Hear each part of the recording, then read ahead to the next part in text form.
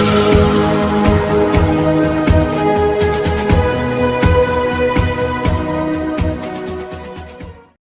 selamat malam teman Mari Bicara. Bertemu lagi dengan saya Pusa Putra. Kali ini kita akan membicarakan tentang badan usaha di Indonesia, yaitu koperasi. Nah, menurut cara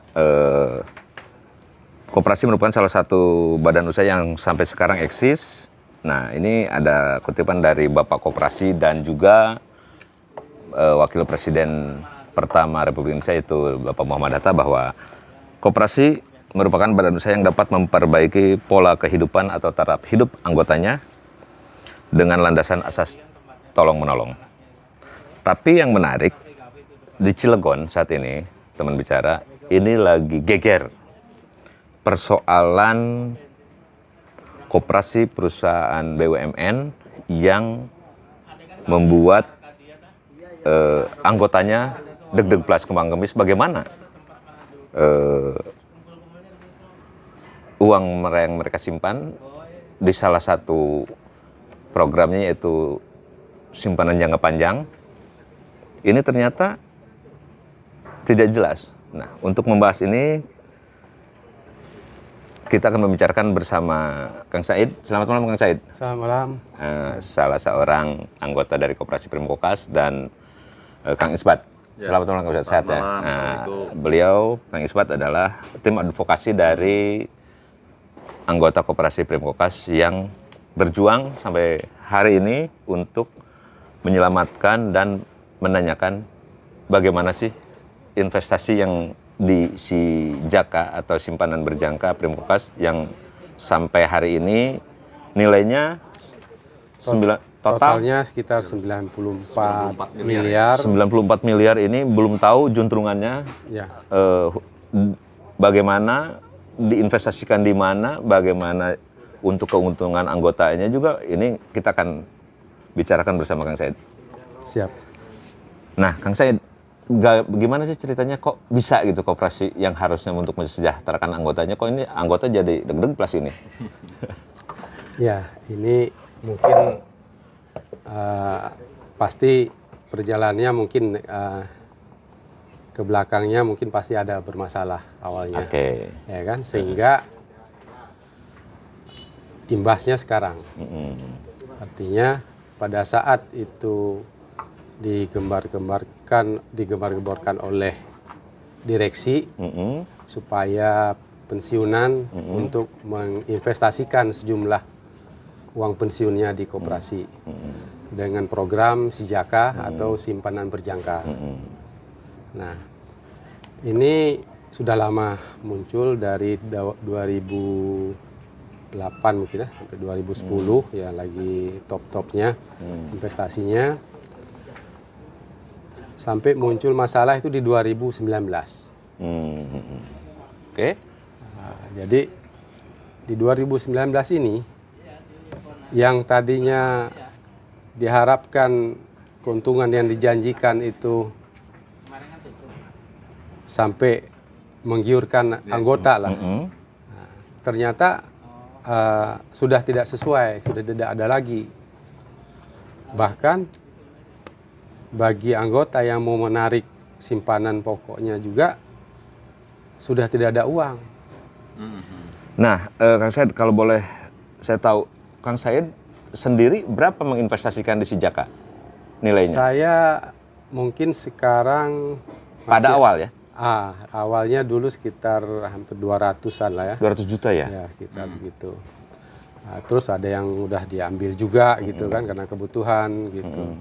Seiring waktu berjalan kan semua anggota ini kan menjerit karena rata-rata yang menyimpan dananya di situ ada yang notabene-nya tadinya pensiunnya sekaligus dibayarnya. Kalau dulu kan ada aturan dari Yayasan dan Pensiun, kalau pensiun bulanannya di bawah 3 juta itu akan dibayar sekaligus. Nah, rata mereka teriming-iming oleh keuntungan yang dijanjikan yang cukup fantastis lah, di bawah, artinya di bawah rata-rata suku bunga deposito. Nah ini saya ngambil dari situs Primkokas nih, Kang Said. Primkokas salah satunya adalah bisnis program simpanan jangka panjang yaitu Sijaka yang Iya. sekarang bermasalah. Iya. Merupakan simpanan dalam bentuk deposito berjangka dengan jangka waktu 1 bulan, ada yang 3 bulan, ada yang 6 bulan, ada yang 12 bulan. Nah, Kang Said yang diikuti yang mana, Kang Said? Saya waktu itu karena dana saya terbatas ya. 200 juta itu langsung di situ. Ya, itu saya 3 bulan, Oh, yang 3 bulan. 3 bulan saja. Nah, ada yang menarik. Nah, di sini nih Primkokas sendiri akan memberikan jasa deposito sebesar 2% di atas rate Ya, deposito bank pemerintah yang berlaku. ya. Nah, ini yang menarik dan diberi tambahan jasa khusus bagi penyimpan deposito untuk nilai 100 juta ke atas. Nah, berarti Kang saya 200 juta dapat khusus dong bunganya. Yang Sesuai nggak saya itu? lihat itu nggak ada, artinya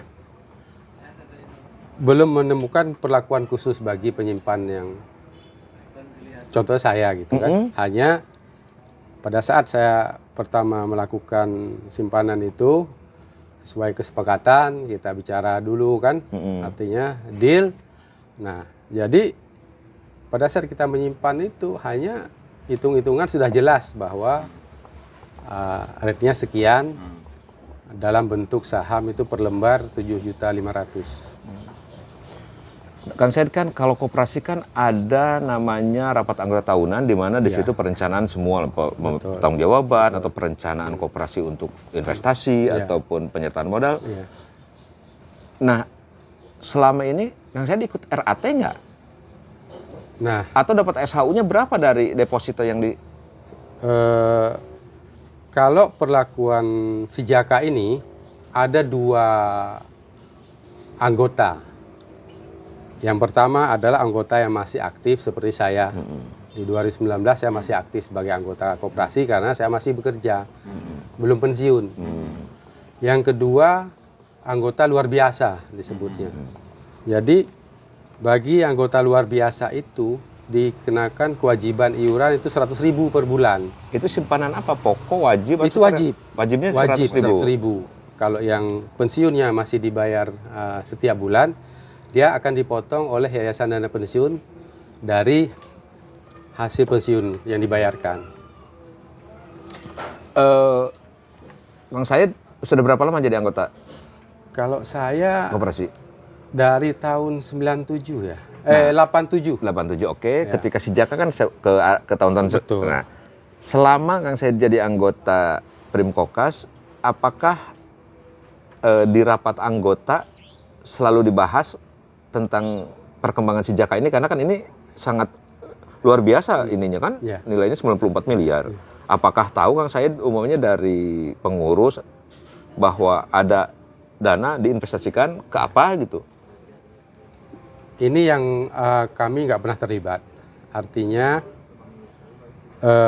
yang mengikuti RAT, rapat anggota tahunan, adalah komisariat yang ditunjuk oleh koperasi itu satu subdirektorat, misalnya 1 orang. Nah, waktu itu sekitar ada 14 atau 15 komisariat. Itu dari anggota yang masih aktif. Oh, jadi itu perwakilan berarti ya? Perwakilan. Nah, bagi teman-teman yang menginvestasikan melalui program Sijaka, dia nggak tahu menahu masalah itu dan tidak pernah dilibatkan pada saat RAT. Kalau Kang Said mendeposito kan uang 200 juta dalam jangka 3 bulan ya? Ya, Berapa Kang Said yang pernah dapat? itu kalau dalam 100 juta itu kalau nggak salah dengan nilai rupiahnya ya, Ya. sekitar 625.000 kalau nggak salah. Itu di RAT sisa hasil usaha atau gimana? Enggak, itu adalah bentuk ini ya. Jadi tidak ada dan mereka juga tidak akan menikmati namanya hasil usaha dari SHU. Karena hanya mereka masuk ke situ harus menjadi anggota luar biasa, tapi tidak akan diikutkan dalam perhitungan hasil usaha setiap tahun. Sekarang Karena menerima Ya. tiap bulan gitu. jadi sekarang ini masih carut marut berarti ya, anggota mempertanyakan persoalan depositonya berarti. Betul. Ada sekarang berapa uang Kang Said? Kalau saya ya nggak sampai 200 saya sama sekarang? karena 200 kurang, Pak. ya saya ada 3 komponen yang saya di koperasi itu. Yang pertama adalah Sijaka, yang kedua adalah simpanan sukarela, disebutnya Simsuka.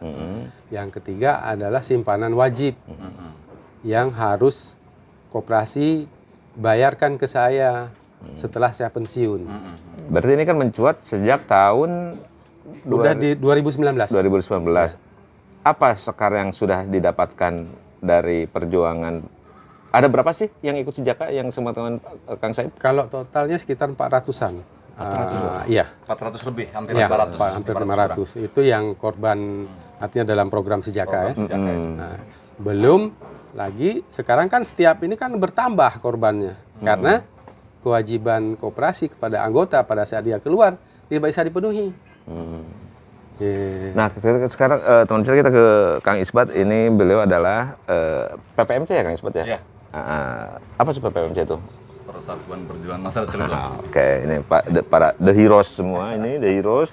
Nah, Kang Isbat, ini kan Kang Isbat sekarang mengadvokasi teman-teman anggota Primkokas ya? Ya betul, kita Gimana sih? advokasinya advokasi jalur non litigasi. Betul. Karena kalau jalur litigasi kan harus pengacara kan yang punya izin beracara. Nah kalau kita mengadvokasi dari jalur politik dia. Apa yang dilihat Kang Isbat? Kok ini sangat koperasi harus mensejahterakan anggota, kok ini malah anggota bertanya-tanya Iya. kesejahteraannya?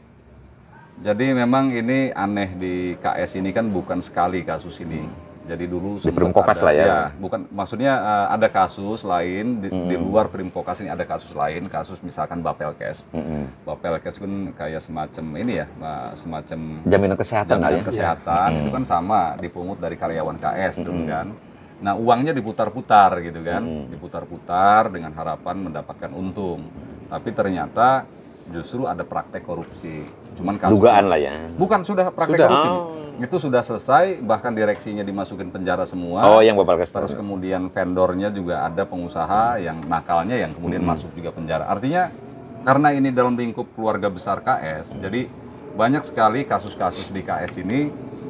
Jadi bukan hanya pada perkara bisnis inti kayak misalkan kasus Blas Furnis yang kemudian diusut oleh Kejagung gitu ya. Ada juga kayak misalkan di sayap-sayapnya ini dalam konteks keluarga besar Krakatau Steel kayak Bapelkes bermasalah. Nah, sekarang ada urusan Primkokas yang bermasalah gitu. Sama gitu. Konsepnya juga sama. Jadi uang yang ada di Primkokas ini tadi dalam bentuk apa simpanan berjangka ya, program Sijaka itu. Sijaka tadi itu kan totalnya 94 miliar gitu ya dari sekitar 500 kurang korban ya, 500 orangan lah kurang lebih. Itu di Sijaka saja kan ya? Itu hanya Sijaka, belum yang lain tuh. Kita Iya. belum bicara yang lain. Nah, yang Sijaka ini kan nilainya fantastis 94 miliar. Nah, pertanyaannya kok sampai sekarang nggak selesai nih urusan gitu.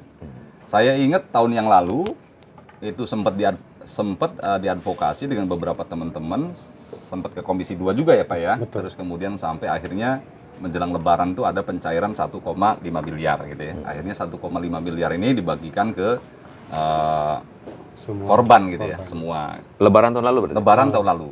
Nah, Lebaran tahun ini justru ini nggak jelas nih kayak gimana gitu. Harapan kita sih artinya bahwa ada pencairan dana menjelang hari raya. Ini kasihan Pak. Ini kasihan banget Kang. Apa artinya? Ya kan duit uang mereka. Ya mau uang mereka. Cuman yang jadi masalah ini nggak ada duit gitu. Nah, kemarin kita sempat datang ke Komisi 2, diterima, disambut, terus kemudian mendapat dukungan dari Ketua Dewan juga. Nah, harapannya ada cicilan menjelang Lebaran gitu ya. Harapannya itu. Cuman sampai sekarang belum clear. Nah, setelah ada acara hearing di Komisi 2, kita meminta pada saat itu PPMC meminta kepada Ketua Dewan untuk melakukan komunikasi informal dengan pembina Primkokas. Pembinanya kan ini Direktur SDM PT Krakatau Steel, Pak Rahmat Hidayat. Tapi bukan namanya, tapi melekat jabatannya. Karena dalam struktur Primkokas itu ada pembina, ada pengawas, Pengawas, ya. ada pengurus gitu kan. Nah, pembina Primkokas ini adalah jabatan yang melekat, Direktur SDM PT Krakatau Steel, siapapun dia gitu ya. Nah, kita minta sama Ketua Dewan tolong komunikasi dengan Pak Rahmat Hidayat sebagai Direktur SDM KS merangkap sebagai pembina Primkokas agar ada cicilan sebelum Lebaran ini. Karena kasihan Kang, saya menyaksikan betul teman-teman ketika kita beberapa kali bukber ya Pak ya. Betul. Berapa kali bukber, ada yang kena stroke, ada anaknya yang mau nikah nggak jadi, Iya. ada yang sampai meninggal dunia gitu kan, suaminya meninggal dunia, nah istrinya ini sakit-sakitan gitu. Jadi kasihan gitu, nasibnya luar biasa lah. Mereka ini menurut kita ini sangat terzalimi sekali gitu ya, dengan kebijakan. Saya kembali ke Kang Said. Kang Said kan Kang Said anggota sudah lama ya di sana ya. Iya. Nah, ini kan akan saya balik lagi ketika ada di RAT kan, meskipun Dewan Pengawas atau apa kan itu kan bisa dievaluasi di sana. Terjadi nggak Kang Said, atau diminta pertanggungjawaban apa sih yang telah dilakukan gitu kan, sehingga kok uang nilainya besar ini kok tidak bisa dipertanggungjawabkan? Atau bukan dipertanggungjawabkan, atau diberikan penjelasan kepada anggota? Betul. Nah, ini yang sangat kita sayangkan ya Kang ya. Kalau kita lihat dari pengurus sekarang sangat tidak korporatif. Artinya tidak bisa mengkomunikasikan kepada pengurus-pengurus yang terdahulu yang membuat koperasi ini terjadi masalah kan. Harusnya kan dipertanyakan, loh kok untungnya besar sekali, apa betul apa enggak kan gitu, kira-kira kan gitu kan.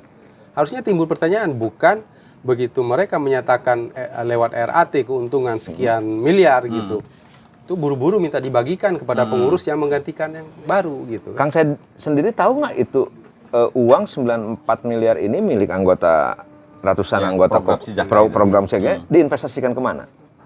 Itulah yang tidak sangat jelas. tertutup kan gitu. Dari hasil advokasi sendiri gimana Mas Iwan? Ketika kemarin kita hearing, kita mempertanyakan juga kemana aliran uangnya. Cuman kekurangan kita, memang tanpa perintah pengadilan kita sangat sulit untuk melakukan uji forensik. Jadi karena ini kasus yang sederhana, tinggal artinya prinsip follow the money-nya itu tinggal dilakukan. Kemana ini aliran uangnya? Nah, ada dugaan. Ini ada dugaan. Ini memang validasinya perlu kita lihat nanti ke depan. Sambil menunggu Kang Said. Jadi ada dugaan bahwa uang ini mengalir juga untuk menopang operasional Krakatau Steel. Misalkan ke proyek Blast Furnace, terus ke anak cucu perusahaan KS, kemana-mana. Jadi alirannya ini nggak jelas. Mestinya kan ini salah nih kebijakannya. Kok bisa dialirkan uang itu yang kira-kira pengembaliannya bagus, terus kemudian ada keuntungan, kan harus itu. Iya, kan Kalau kita taruh ya. kalau kita misalkan taruh di saham blue chip misalkan di Bursa Efek Jakarta kan keuntungannya jelas. Atau ditaruh di deposito atau di obligasi negara kan jelas keuntungannya gitu, aman gitu. Nah, ini justru ada dugaan uang ini mengalir untuk menopang operasional KS karena dulu ya 2-3 tahun terakhir ini KS ini kan lagi susah.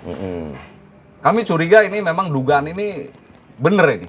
Jadi uang itu mengalir ke urusan-urusan yang sebenarnya ya itu bukan urusan Primkokas gitu ya.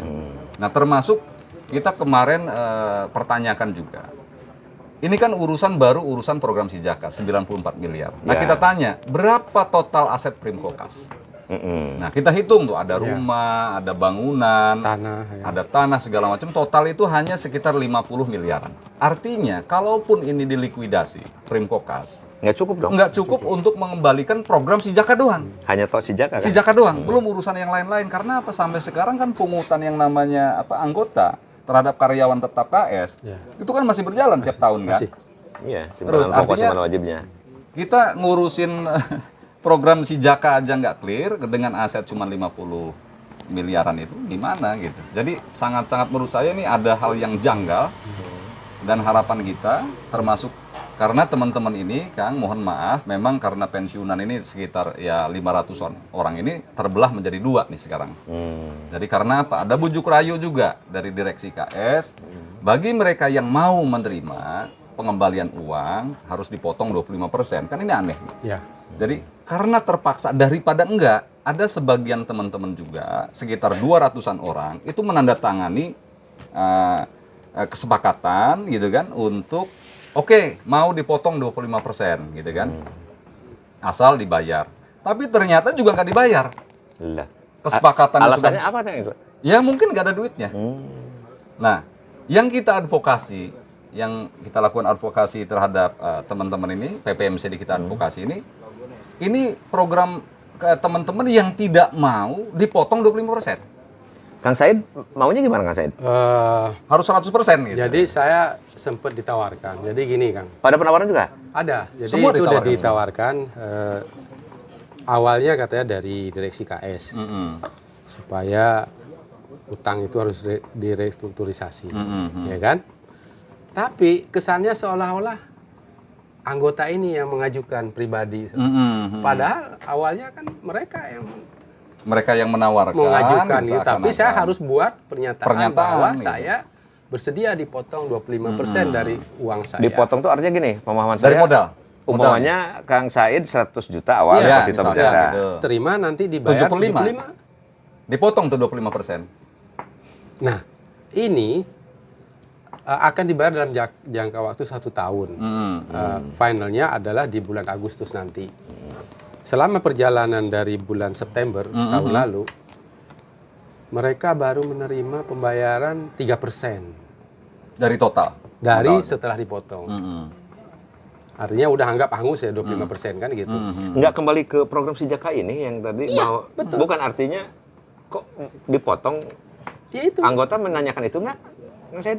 pasti akan menanyakan karena sekarang kan contohnya mungkin saya karena terdesak, Iya, saya, iya. oke lah, saya mau. Yang penting saya dibayar gitu Iya. kan. Nah, Daripada kira-kira enggak gitu. daripada prinsipnya enggak kan akhirnya. gitu. Mereka mengajukan. Tapi kan Ada sekarang sekitar 200 ya, 50% ya. 200 lebih ya, sekitar 200 itu ditawarin 256 orang. begitu? Ya. Udah menandatangani itu Sudah supaya menandatangan. artinya oke, saya siap dipotong 25% asal dibayar yang 75%-nya. Gitu. Depositnya aja, pokoknya aja juga. Iya. Pokoknya aja, pokoknya. Dan selama sudah menandatangani kesepakatan itu, mereka tidak berhak lagi mendapatkan dividen. Jadi dividen nggak dapat. Udah nggak dapet. Pokoknya gitu. Artinya mereka dikeluarin aja dari program itu Ya, berarti. Kasarnya Betul. begitu. Nah, iya. Memang hasil RAT koperasi terakhir itu Nah, tahun kapan RAT? bulan apa itu di tahun 2020 ada di rapat khusus lah ya. Emang itu muncul bahwa akan penggantiannya seperti itu di RAT? Iya, dinyatakan bahwa akan diselesaikan prioritas adalah yang mengajukan bersedia dipotong 25%. Muncul di RAT itu ya? Ya. Tapi ditanya nggak SHU mana dong gitu? Nah, itu kan otomatis ya. Iya. Jadi bagaimana menggiring anggota ini kamu supaya seolah kamu yang mengajukan. Jadi Ya kan, seakan-akan gitu kan? sukarela. Sukarela kan gitu. Terima nggak anggota koperasi seperti itu? Inilah yang akan menjadi masalah besar bagi teman-teman yang tidak mengajukan. Artinya mereka dianggap ini adalah kok saya disepelekan gitu. Karena nggak ngajuin saya nggak dapet perlakuan yang sama. Padahal deposito saya ada di situ. Betul. Padahal mereka bekerja dengan uang saya kan gitu. Kira-kira kan begitu, Pak. Ya termasuk gaji karyawan gitu kan. Ya, bahkan notabene juga koperasi bayar lawyer ini untuk menghadapi korban-korban ini. Nah, Kang Said melihat seperti ini, situasinya seperti apa nih sebenarnya? Ya, ini kan Kok itu jadi yang- seolah utang piutang utang ini mah ya?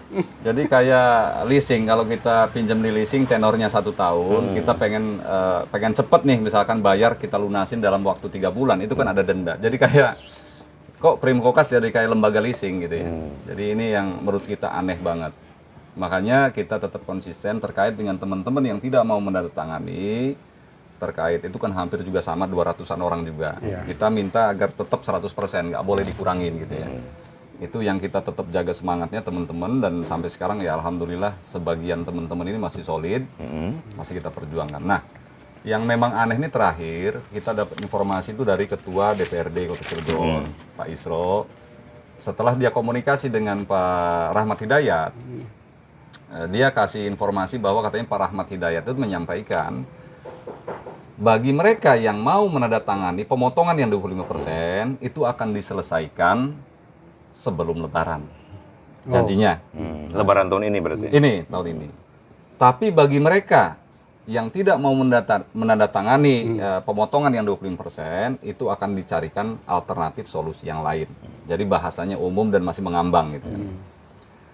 Cuman kalau kita sepakat dengan teman-teman bahwa perjuangan jangka pendek kita, bahwa kita ingin agar semua korban ini yang sekitar 500-an orang kurang, ini semuanya sebelum Lebaran ini harus ada cicilan yang harus diberikan oleh Krakatau Steel Group. Artinya harus ada intervensi dari KS. Kalau Primkokas, taruhlah Primkokas ini anaknya KS, maka semestinya orang tua juga ikut bertanggung jawab. Betul. Karena udah jelas, jadi kita nggak bisa memisahkan Primkokas adalah Primkokas, KS adalah KS, nggak bisa. Karena apa? Dalam struktural, yang namanya direktur SDM, jabatan yang melekat itu menjadi pembina Primkokas. Ya, karena Jadi nggak bisa lari dia. Primkokas itu kan koperasi sekunder dong. Iya. sekarang Kumpulan namanya badan. Jadi gini, Koperasi Kang. Krakatau Steel kan. Iya. Jadi kemarin Pak Khohir, ketua koperasi, dia bilang, Pak, ini Primkokas ini berdiri sendiri, nggak ada kaitannya dengan KS. Nah, ini yang kita bantah. Saya bilang nggak bisa. Saya tanya, Pak Khohir kan dulu GM SDM dan umum. Itu penugasan Bapak sebagai ketua koperasi, itu siapa yang mengizinkan? Betul. Kan itu kan harus izin dulu. Iya. Izinnya siapa? Ya ke Dirut, gitu kan. Termasuk juga kenapa di Dewan Pembina itu ada Direktur SDM KS, kan jelas secara struktural ada. Sehingga kita meminta, oke, katanya kan KS kemarin untung, Pak, 900 miliar, ya kan? Betul. Ya kalau 900 miliar dipotong cuma 94 miliar atau misalkan 50 miliar kan masih bisa.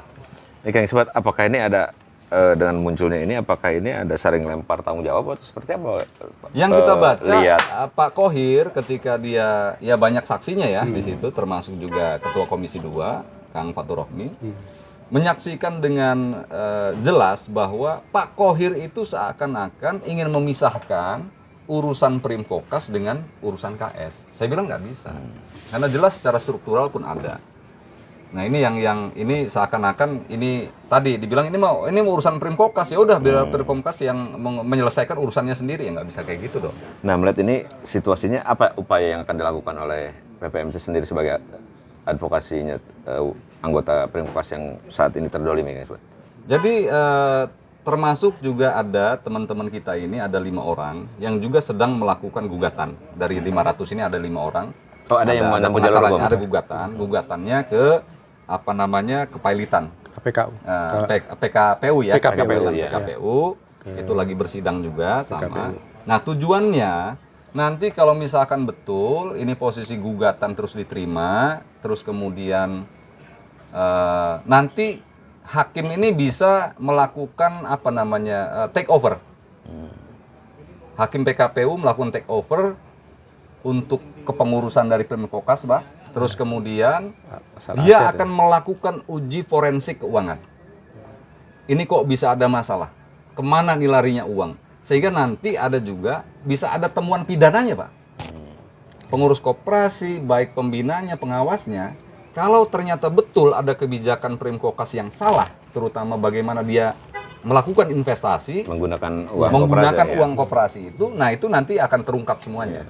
Saya katakan bahwa kasus Primkokas ini seperti kotak Pandora. Kalau ini sampai terungkap semuanya, kalau sampai PKPU mengabulkan gugatan teman-teman, maka ini akan ada uji forensik keuangannya. Sehingga disinilah akan kebongkar semuanya tuh. Karena kalau kita misalkan tanya secara langsung, minta data-data ke Ketua Primkokas, itu menutup. Sangat susah sekali yang namanya Pak Khohir itu dihubungi. Kecuali yang memanggilnya lembaga resmi pemerintah, kayak kemarin misalkan DPRD yang manggil baru dia mau hadir. Betul. Ditemuin sama teman-temannya nggak mau. Sah, Pak. Ditelepon nggak bisa. Pengurus sekarang gimana, Kang Said? Ya itu sekarang Kepengurusan sekarang jawabannya dengan kondisi seperti ini. Tidak ada, kita tidak pernah Tertutup. mendapatkan jawaban yang jelas. Artinya ketika mereka sudah dikomunikasikan, oke, kita ikut program seperti yang 7525, kan jelas dalam waktu 1 tahun katanya kan itu. Tapi kalau bagi teman-teman yang lain itu tidak ada jawaban yang jelas. Kapan kita mau ini kapan? Jadi tidak ada titik temu dan sampai sekarang belum pernah bisa mengeluarkan hitam di atas putih. Terakhir, harapannya apa dengan kondisi seperti ini? Harapan kita ini teman-teman yang lagi berjuang ya, saya kira semua sama, pengennya uangnya tetap kembali secara utuh, meskipun dengan cara mencicil tapi jelas, ya kan? Artinya Ada jalan kepastian waktu lah gitu, Pak. setahun atau 2 tahun kan kira-kira begitu. Karena yang korbannya betul-betul sangat mengharapkan, Pak. Mereka udah tidak punya kekuatan kekuatan lagi, ya udah ditinggal suami yang mungkin kemarin yang di dewan ya mungkin Kak Isbat lihat sendiri gitu dengan tanggung jawab biaya rumah tangga yang cukup besar, anaknya masih sekolah, bahkan sekolah pun udah nggak bisa. Iya. Iya. Nah, Ya, sekarang terima kasih. bagaimana saya mau ini uangnya ada di situ, makan di situ, saya kira gitu kan. Ya, terima kasih Kang Said, Kang Isbat dengan pembicaraan ini, mudah-mudahan ini bisa menjadi sebuah pengingat kepada Primkokas bahwa ini anggota lah yang harus diutamakan. Ya, jadi teman bicara, tujuan dari koperasi didirikan untuk memberikan kesejahteraan pada anggotanya, terutama pada sektor ekonomi. Saya Pusat Putra, kita akhiri obrolan Mari Bicara kali ini, kita ketemu dengan tema yang lain di lain kesempatan. Assalamualaikum warahmatullahi wabarakatuh, salam sehat.